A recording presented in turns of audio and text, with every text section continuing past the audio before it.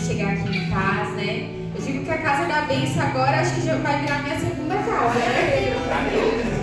Porque é bênção, os irmãos são bênção, já, essa família abençoada já mora no meu coração já. Gabriel é um grande amigo nosso, através da Sugani, né? Conhecemos vocês, família abençoada, desde já eu quero agradecer pelo convite, viu? Deus continue abençoando o ministério de vocês, toda a sua casa. Minhas amigas também que veio comigo, a Brenda, minha melhor amiga, irmãos, ela que me leva pra cima e pra baixo, quando eu tenho agenda aí, quando eu fui pregar na vigília da sede, eu vim direto do trabalho maquiando no carro, me troquei no carro, o carro dela virou tudo, virou guarda-roupa, mas é assim que Jesus faz, ele sempre provê pessoas para nos ajudar, né?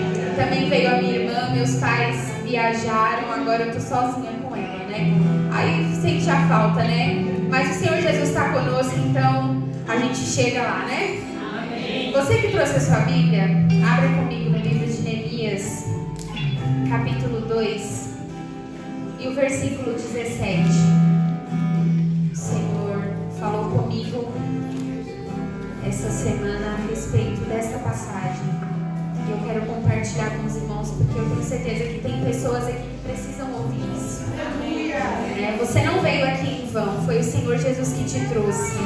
Então Ele tem uma palavra para o seu coração.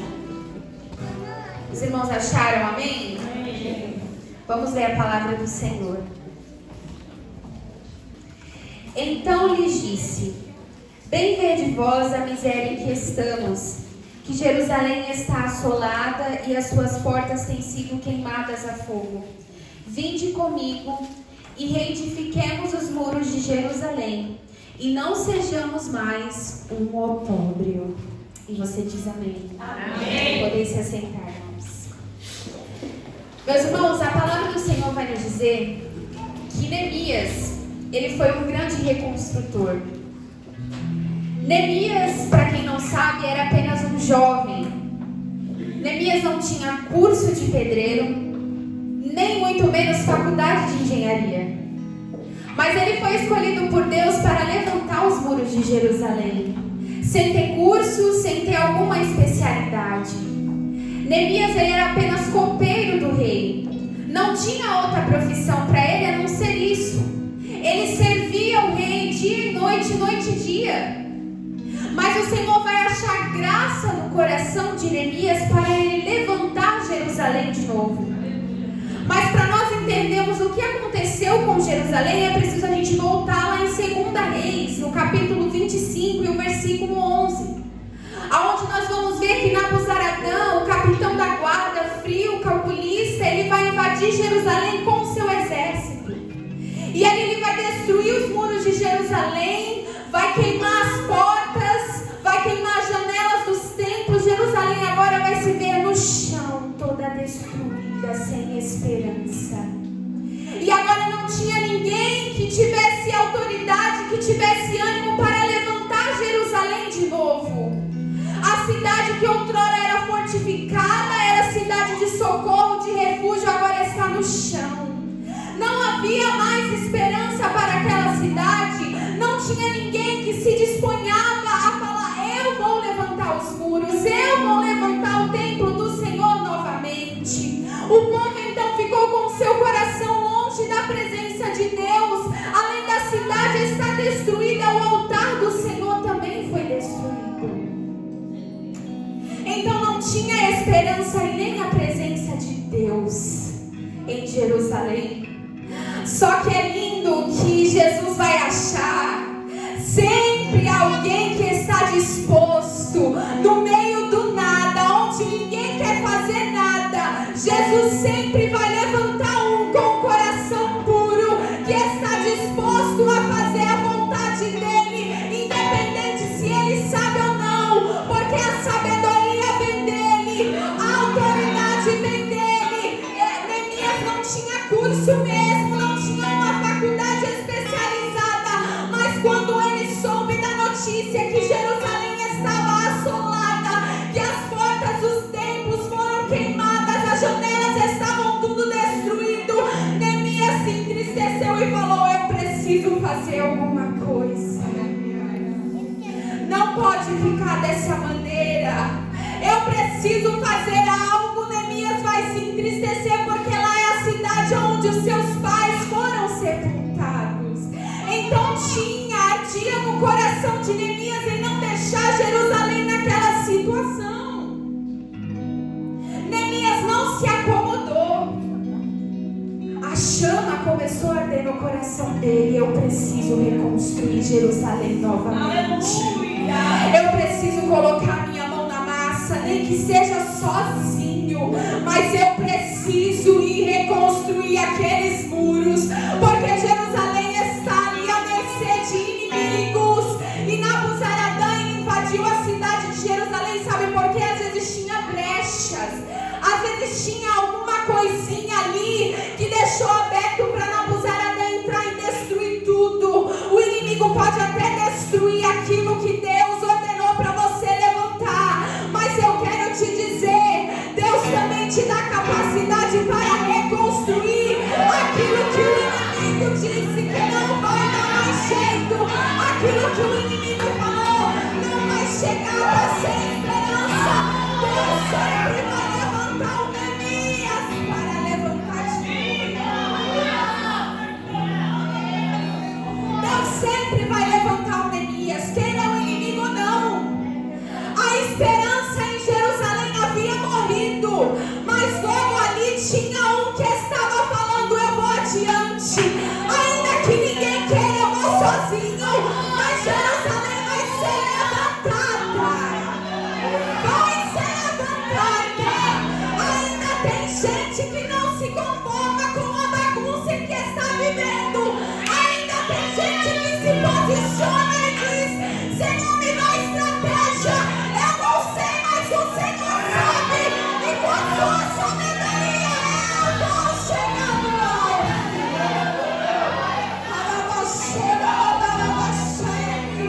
É noite de reconstrução nesse lugar.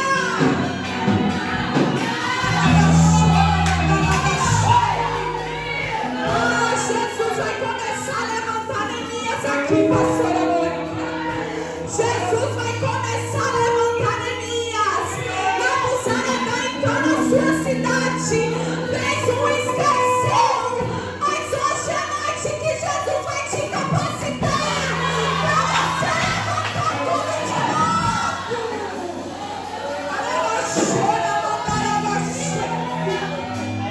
Nabuzaradã achou que ia destruir tudo e ia ficar por isso mesmo, mas Jesus começou a levantar Neemias. Neemias então vai ficar entristecido, o seu rosto já vai esboçar tristeza. Neemias não vai nem conseguir disfarçar que ele está triste. Eu imagino Neemias trabalhando com as lágrimas escorrendo e pensando em Jerusalém, nem conseguindo se concentrar no seu trabalho. Então chega a hora dele servir o rei. E a parte que eu acho mais bonita na Bíblia, nessa história, o rei vai conhecer o seu copeiro, vai saber que talvez Neemias era um moço sorridente, alegre. Só que Neemias vai chegar para servir o rei triste, sem esboçar um sorriso, sem estar animado. Vai chegar totalmente desanimado para servir o rei. E o rei vai prestar atenção, vai começar a observar Neemias e dizer: tem alguma coisa errada, Neemias não é assim. Então o rei vai perguntar: Neemias, o que está acontecendo? Por que você está com esse semblante entristecido? Você não é assim, Neemias. Neemias então vai contar para o rei o que havia acontecido em Jerusalém. Vai dizer: a cidade em que meus pais estão sepultados, a cidade onde é referência para mim, está totalmente destruída, rei. E eu não posso fazer nada porque aqui eu sou copeiro. Eu não posso sair do meu trabalho. Só que quando Deus quer, irmãos, quando Deus quer que você reconstrua aquilo que precisa ser reconstruído na sua vida, até o coração do rei que talvez seja duro, até as palavras que talvez lançaram contra você dizendo: você não vai sair do lugar, aí tudo muda. Aí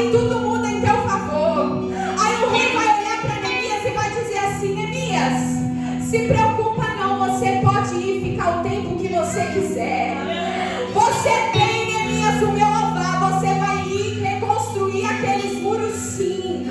Pode ficar tranquilo, ficar lá meses, anos, o quanto tempo você quiser ficar. Ei, irmão, se você precisa reconstruir, Jesus vai abrir caminhos para você chegar aonde precisa ser levantado. A Bíblia diz que o povo de Israel estava no meio de um mar vermelho. Na frente tinha o mar e atrás vinha Faraó todo furioso. O povo não viu saída, mas a Bíblia diz que Deus vai abrir o mar para o povo passar. Você pode estar achando que no meio desse mar não vai se abrir, que Faraó está vindo com fúria atrás, mas eu quero te dizer, Deus muda a rota, Deus faz tudo de novo, Deus faz você passar por este mar, Deus abre as águas para você chegar até a prometida.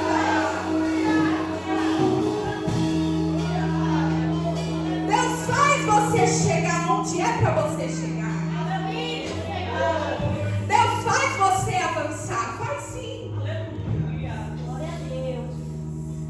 Neemias então tinha autorização do rei. E agora vem os tópicos interessantes que eu quero trazer para a nossa vida. O que Neemias fez para levantar aqueles muros e aquela cidade novamente. Neemias então ele vai começar a orar e se humilhar perante o Senhor e pedir perdão pelos pecados do povo. Porque não adianta nada eu querer reconstruir e não me humilhar e orar na presença do Senhor. Não adianta eu querer mudança naquilo que eu quero que mude e eu mesmo não começar a me mudar primeiro. Não tem como eu falar, Senhor, reconstrua de novo, restaura a minha sorte, se eu mesmo não me humilho diante do Senhor. Neemias reconheceu que para ele reconstruir era necessário se humilhar, orar, pedir direção ao Senhor, porque a Bíblia diz que se o meu povo que se chama pelo meu nome se humilhar, orar, buscar a minha face, então eu vos ouvirei. Então o segredo está aí, é se humilhar, reconhecer que você é pó e cinza, que Deus é Deus sem você, mas você sem Ele você não é nada, mas com Ele você avança, você chega no alvo. Então é tempo de se humilhar, de se despertar do sono, sim, para querer mudança e reconstrução. É hora de se humilhar e reconhecer que Ele é maior, e se Ele está no controle da situação, eu consigo reconstruir. Neemias ora, se humilha, então ele parte para Jerusalém. Chegando em Jerusalém, ele vê a situação em que estava. Aos olhos humanos, talvez o povo passava e via os muros derrubados, tudo queimado, destruído. Olhava e dizia, não tem esperança. Como é que a gente vai levantar tudo de novo? Não tem como reconstruir. Os muros são muito grandes, isso aí vai levar meses e meses. Enfrentar chuva, enfrentar sol, vai demorar demais. Mas Neemias vai olhar aquela situação e dizer, eu posso todas as coisas naquele que me fortalece.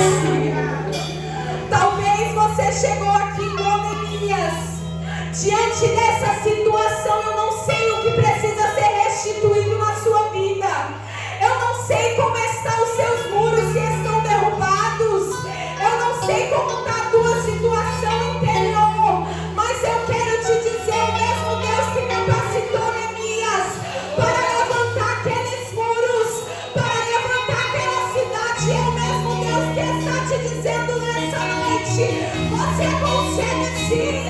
Vai dando um passo de cada vez. Eu sou o seu Deus, eu te ajudo, eu te sustento. Ah, Senhor, mas a situação não tem esperança. Quem disse? Ainda há esperança sim. Jó vai dizer, lá em 14, versículo 7, porque ainda há esperança para a árvore que foi cortada. Ela ainda se renovará. E não cessarão seus renoros. Ao cheiro das águas, ao cheiro das águas, você não voltará. Essa água já está presente aqui. Essa água já está aqui para te regar. Talvez alguém te só restou raiz, mas tem vida. Tem vida. Tem vida aí, porque foi Deus que te plantou. E você vai voltar a crescer de novo. Vai voltar a fruto.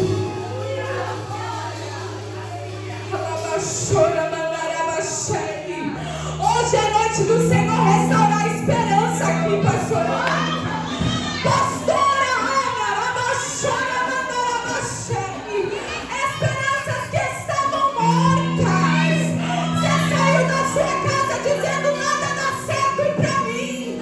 Tudo pra mim só dá errado.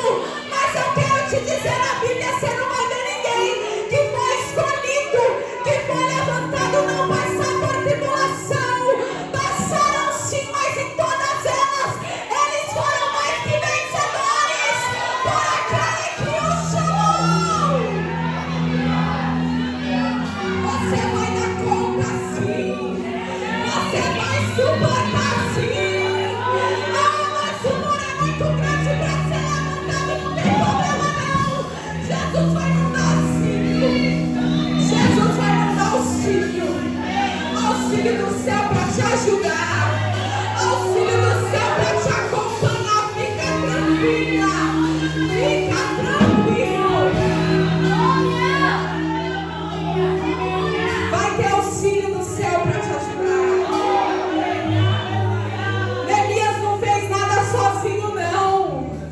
Ele que tomou a iniciativa primeiro, mas depois Deus mandou auxílio para ele.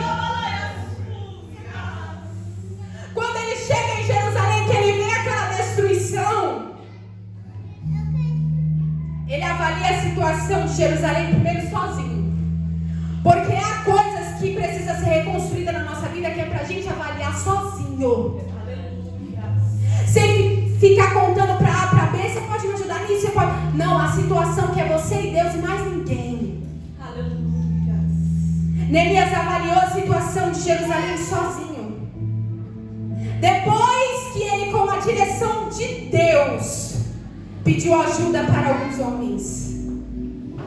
E mesmo assim ele não falou nada do que Deus havia ordenado para ele fazer, que era levantar os muros. Sabe por quê, irmãos? Muitas vezes nada dá certo. Sabe por quê? Muitas vezes aquela porta que a gente quer que tanto se abra, que a gente ora e nunca se abre. Sabe por quê que nada dá certo? É porque às vezes a gente fala demais. Às vezes Deus quer que a gente fique em silêncio e a gente quer abrir a boca para contar o que Ele nos falou. Mas há momentos de ficar em silêncio. Nem tudo que Deus nos fala é momento de ficar compartilhando. Neemias, ele tinha noção, porque Jerusalém estava totalmente aberta para entrar gente, sair gente, podia ter inimigos ali dentro, que talvez se ele contasse, eu quero reconstruir, não ia deixar ele reconstruir. Ia falar, reconstruir o quê? Neemias foi sábio. Tome cuidado com aquilo que você anda compartilhando com aquele que está do teu lado, porque às vezes é inimigo que só está te impedindo para você não reconstruir. Peça a direção do céu, que Ele te dará a estratégia para você selecionar aquele que é para a guerra e aquele que é para sair. Aquele que é para estar no campo de batalha junto com você e aquele que é para ficar para trás. Peça a direção. Neemias fez isso. Então Neemias, ele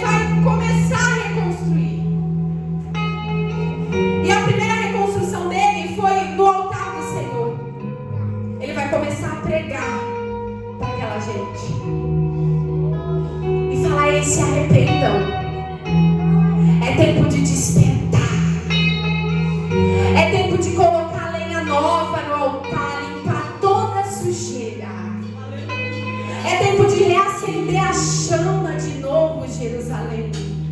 Porque não tem como você levantar muro sem antes reconstruir o altar do Senhor.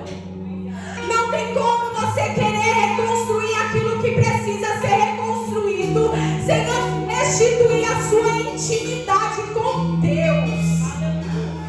Ela precisa ser reconstruída em primeiro lugar. É a intimidade com o Pai. É o acesso livre. Talvez você perdeu essa intimidade. Talvez você entrou aqui com o seu altar cheio de teia de aranha, que você não sente mais a presença, que você deixou a frieza espiritual, só tem lenha velha. Mas nessa noite é noite de você colocar lenha nova no altar. É noite de você começar a chamar o fogo do céu e dizer: Senhor, reconstrói primeiro meu altar na tua presença, para depois eu reconstruir aquilo que precisa ser restituído. Noite de reconstrução. Neemias restitui o altar do Senhor. Então ele vai começar a fazer os muros. Só que quando nós começamos a fazer algo para o Senhor, guarde isso no seu coração. Quando nós exercemos aquilo que o céu designou para mim, para você seguir, chamado, sempre vai ter alguém para se levantar contra a minha e a sua vida. Mas não se preocupa, porque você está no caminho certo. Se preocupe se ninguém está te perseguindo, ou te julgando, ou te apontando, ou tirando até sal do seu Deus. Aí você se preocupa. Mas quando você está na direção certa, sempre vai haver levante. Sempre vai haver alguém dizendo, falar: você não vai chegar muito longe. Cadê o seu Deus agora na hora da aprovação? Cadê o seu Deus que você tanto adora lá na igreja agora? Ele te abandonou, te deixou sozinho, assim como a mulher de Jó fez com ele. Amaldiçoa teu Deus e morre. Aí Jó vai dizer: nu, eu cheguei, e é nu que eu voltarei. O Senhor me deu e o Senhor tomou. Bendito seja o nome do Senhor. Sempre vai ter alguém para te lançar pedra, para te falar: desiste, mas não desiste não. Continua prosseguindo naquele que te chamou, porque ele que te fortalece, te dá força e te diz: nessa noite eu sou teu Deus. Não olhe para a direita e nem para a esquerda, olhe para mim, porque eu te capacito. Aí a Bíblia diz, lá no versículo 12, que Neemias, ele não vai dizer para ninguém. Sim, ele não vai falar para ninguém. Mas vai haver um levante muito grande contra a vida dele. Ele vai começar a incomodar. Neemias vai começar a criar no coração de um certo homem inveja.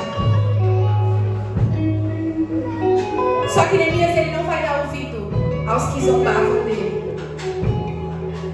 Sanbalate, quando viu que aquele jovem estava começando aquela reconstrução, começou a zombar de Neemias. Pra que isso? Tá reconstruindo por quê? Pra derrubarem de novo?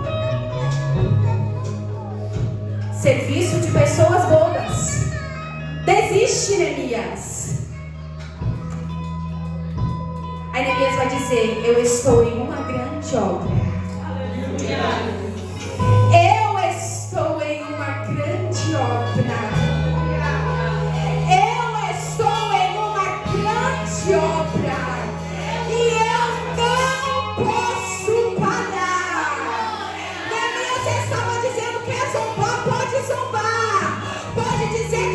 chegar em lugar nenhum. Pode dizer que o meu serviço é serviço de gente nova, mas eu tenho a certeza naquele que me chamou, naquele que me capacitou, e eu não vou parar não. Foi colocando um tijolo, 2 tijolos, e semana de passadas um dono dizendo não existe. Acaba com isso hoje. Quanto mais Sambalat falava, mais os muros se levantavam. Ei, deixa criticar você, deixa perguntar onde está o teu Deus. Maior é aquele que te chamou. Dessa palavra vai chegar em lugar nenhum. Você vai chegar, continua olhando para Jesus, que é o seu alvo, que você vai chegar. Você vai chegar. Você vai dar conta. Ai, mas é muito pesado ouvir críticas. É muito pesado você ver uma panelinha falando o seu nome e não poder fazer nada. Fica tranquilo, Deus te justifica.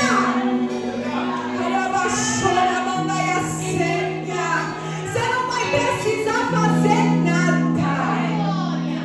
Deus estará contigo nessa peleja.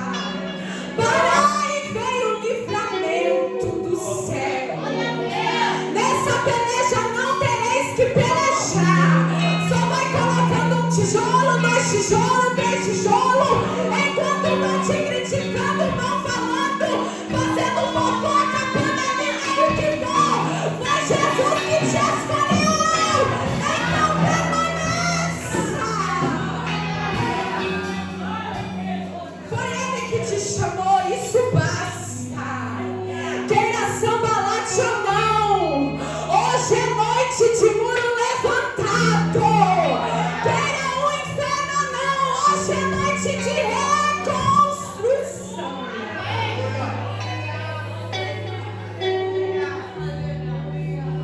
Não olhe para as críticas, olhe para aquele que pagou um preço alto por você. E não foi com dinheiro, com bilhões, com trilhões, não, foi com sangue. Sangue puro. Foi Ele que te escolheu, foi Ele que te chamou. Então para que olhar para o lado, para trás? Não, continue olhando para Ele. É o seu foco, vai dar certo. Continue olhando para Ele, porque os seus muros vão ser levantados sim.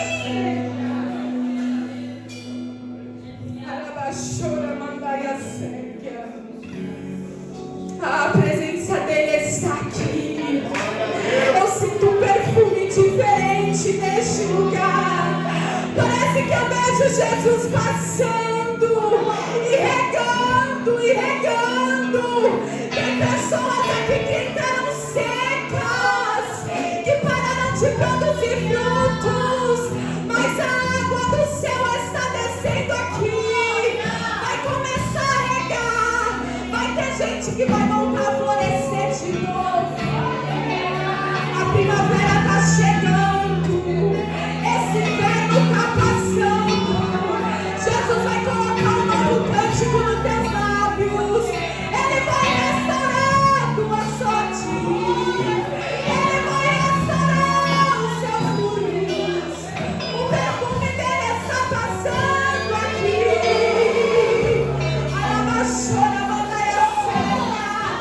Olha Jesus começando a levantar muro.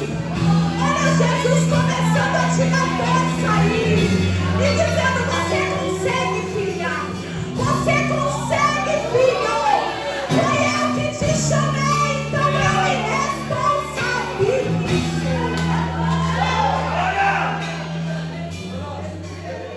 Ele se responsabiliza. E às vezes Ele permite mesmo que o muro caia. Ele permite. Porque o controle está nas mãos dele. Aí Ele permite que caia para você reconstruir de novo. Sim. Permite. Suporte o processo da reconstrução.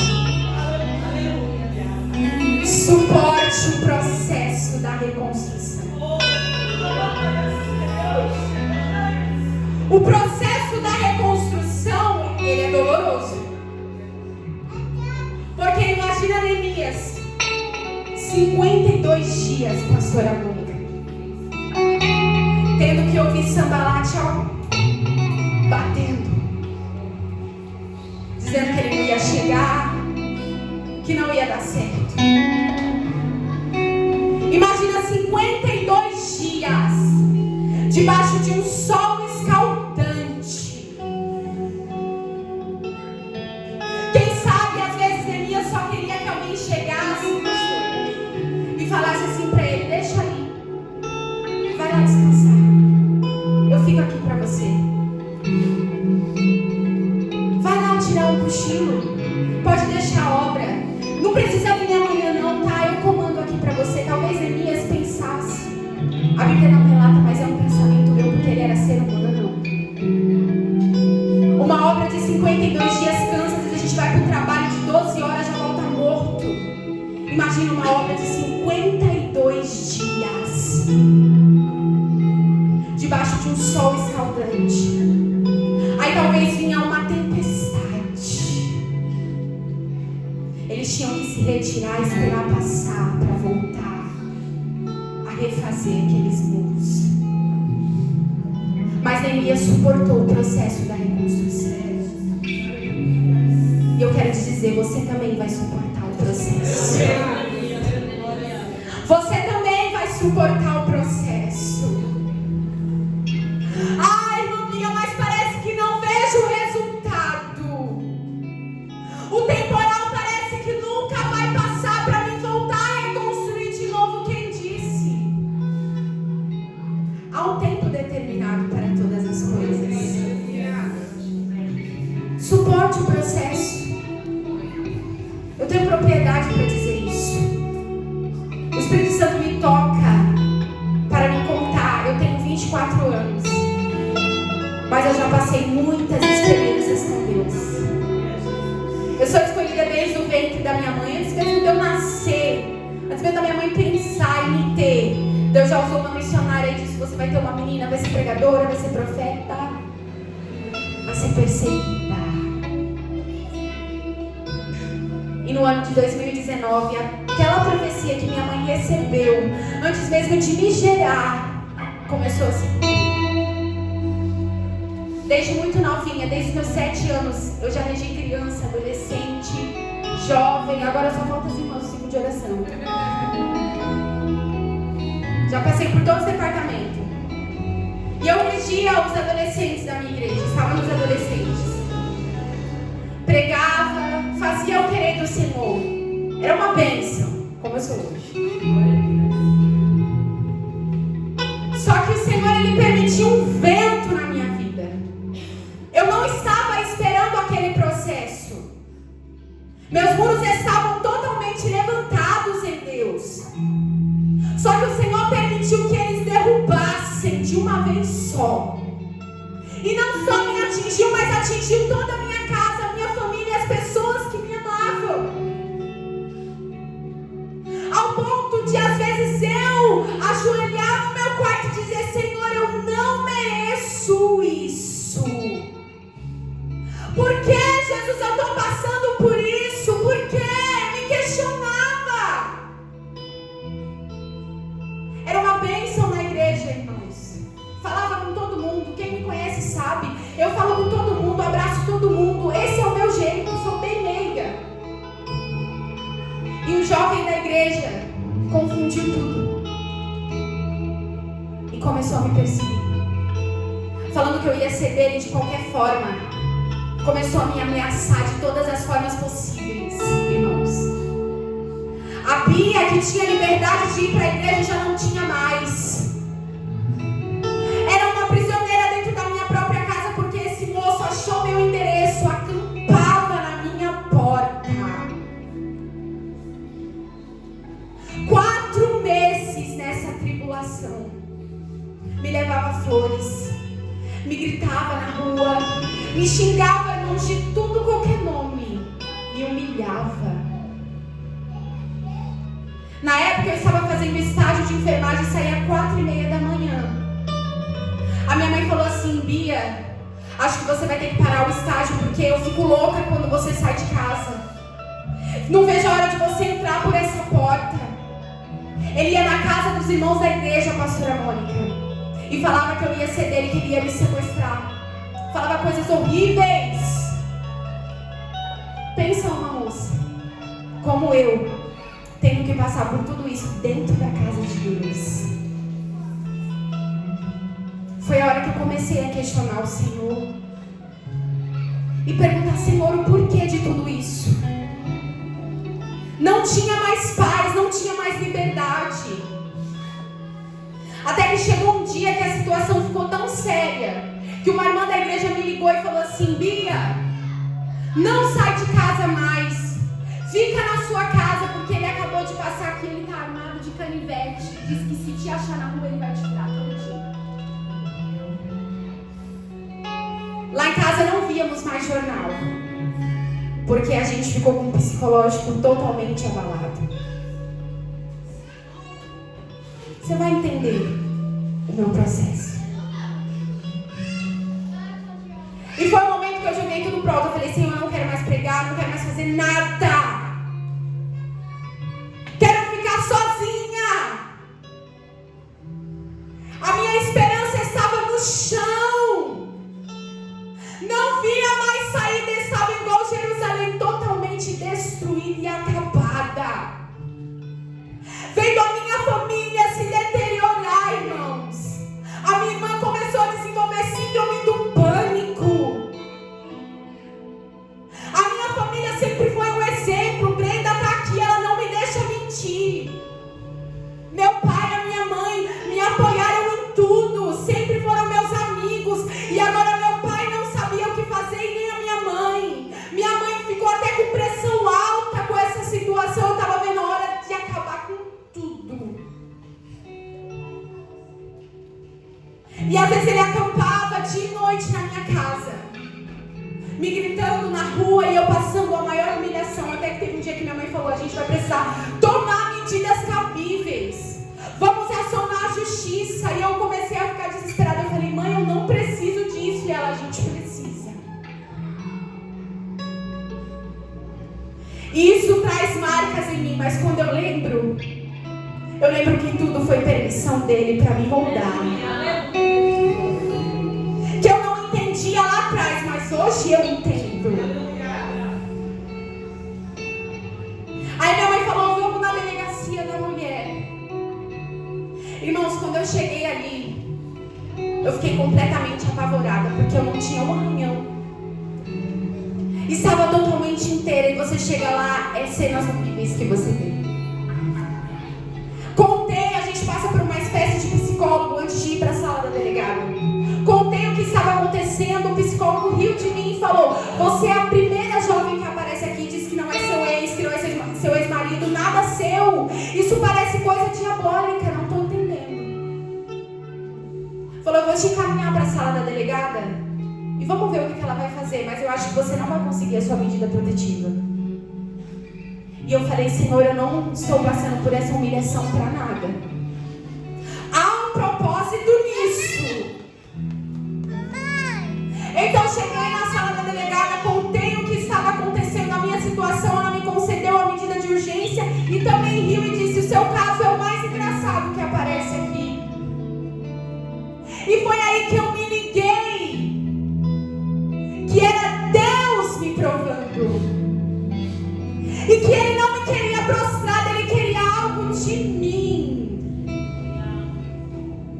Cheguei em casa, eu fui chorar, não para os amigos, não para os meus pais que estavam cansados de olhar as minhas lágrimas, mas eu fui chorar para Ele.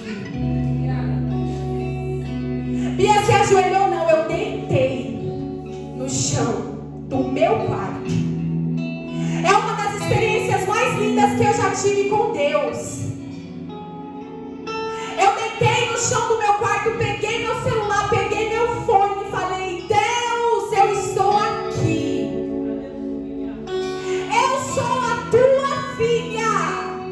E eu sei que o Senhor não me esqueceu,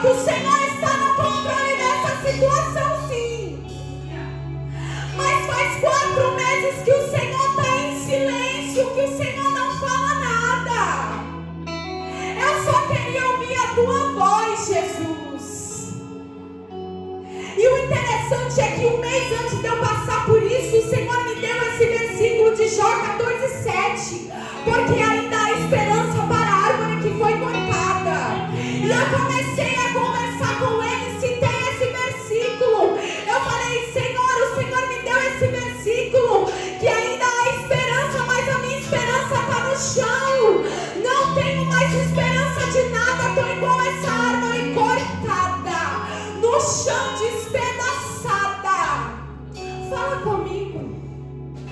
Comecei a chamar a atenção dele. Eu falei: o Senhor é o mesmo, o Senhor não muda. O Senhor pode usar o que o Senhor quiser aqui no meu quarto.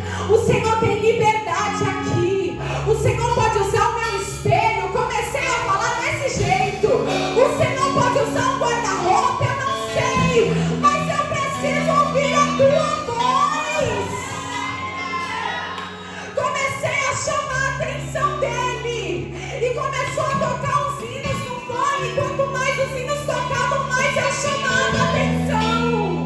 E de repente começou a tocar aquele hino: ainda há esperança para a árvore cortada. Ai, irmãos, ali eu entendi o que o céu estava dizendo. E conforme aquele hino ia tocando, eu ia chamando mais ele para perto de mim, dizendo: eu sei que o Senhor está me escutando. Desce aqui, Jesus. Desce aqui, aqui o Senhor tem liberdade. Aleluia. E eu comecei a falar com ele em mistério, comecei a ser renovada. Aleluia. A ser renovada. E conforme eu ia sendo renovada, e eu falava: desce, Jesus, eu sinto a tua presença aqui. Eu sei que o Senhor já chegou aqui. Eu só preciso de um abraço. Falei isso, pastor amor. Preciso de um abraço. Irmãos, eu estava no chão. Eu senti duas mãos. Não tinha ninguém no meu quarto, só eu. Eu senti duas mãos indo sobre as minhas costas. De repente eu comecei a me virar e eu sentia como se fosse um corpo. Eu estou toda arrepiada falando isso. Eu sentia como se fosse um corpo me abraçando. E quanto mais me abraçava, mais eu falava em mistério ainda. Mas eu sentia minhas forças sendo renovadas. E aquele abraço começou a me envolver. E então uma voz mansa e suave falou no meu ouvido: você não pediu pra mim, filha. Eu desci aqui. Filha, você quer, porque eu sou teu Deus. Jesus desceu no meu quarto pra dizer: ainda tem esperança. Não acabou, ainda tem esperança. Ai, tem que me dar a cega. E esse mesmo Jesus que desceu lá, ele está passando aqui. Ele baixou a montanha cega. Ele está te cantando uma cena essa noite. Ele está dizendo: prossiga, prossiga. Ainda tem esperança.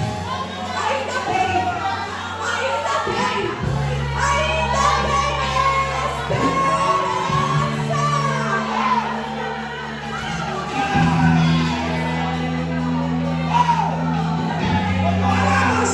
Ele vai a cega. Ele desceu lá no meu quarto com esperança. Ainda chora, vai a cega. Ai, tem que me dar tudo.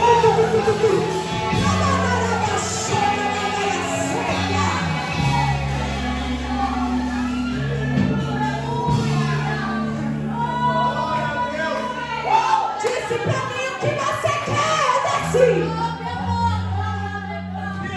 E eu disse: Senhor, tô sem esperança nenhuma. Tô quebrada no chão. Quero que o Senhor me diga se o Senhor está comigo nessa situação. E ele disse: pega teu celular.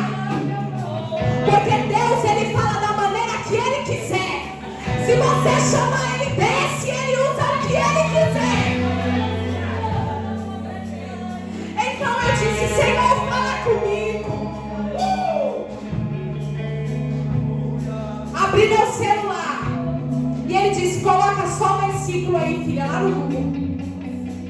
Se você for colocar versículo no Google, irmão, vai aparecer um monte, só que comigo foi totalmente diferente. Vamos ver se vocês adivinham qual foi o versículo que apareceu lá no Google. Jó 14:7. Porque ainda há esperança para a árvore que foi cortada. Ela ainda se reparará e não cessará o seu renovo. Jesus disse pra mim: filha, eu sou a tua esperança. Eu vou te refazendo hoje. Essa situação acaba hoje. Depois disso, o que aconteceu, Lia? Ele restaurou meus sonhos. Minha fé levantou meu ministério. Minha família me hoje prega também, pastora Mônica.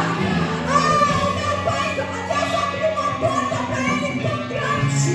As nossas casas de aluguel que não estavam morando ninguém, começou a morar gente. Aí Deus começou a fazer um reboliço na minha vida. E onde eu passo eu conto. Ainda tem esperança para você. Suporta o processo. Suporta o processo. É difícil, mas você vai se levantar. É difícil, mas você vai chegar.